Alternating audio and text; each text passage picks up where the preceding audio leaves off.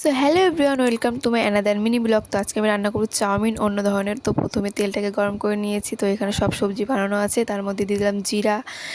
জিরা দিয়ে তার মধ্যে দিয়ে দিলাম এখন লঙ্কাগুলো দিয়ে তারপর সবজিগুলো দিয়ে দিয়েছি। সবজিগুলো দিয়ে ভালো করে ভেজে নেব, লাল লাল করে ভেজে নেব। তার মধ্যে দিয়ে দিলাম হচ্ছে লবণ, তারপর দিয়ে দিলাম হলুদ দিয়ে তারপর সুন্দর করে লাল লাল করে ভেজে নিব।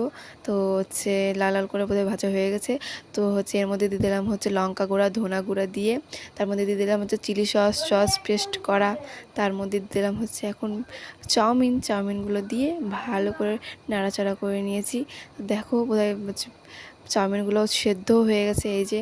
তো তার মধ্যে দিয়ে দিলাম হচ্ছে ম্যাগি মশলা দিয়ে তার মধ্যে দিয়ে দিলাম হচ্ছে সসগুলো দিয়ে ভালো করে নাড়াচাড়া করে নিলেই হয়ে যাবে আমার হচ্ছে চাউমিন।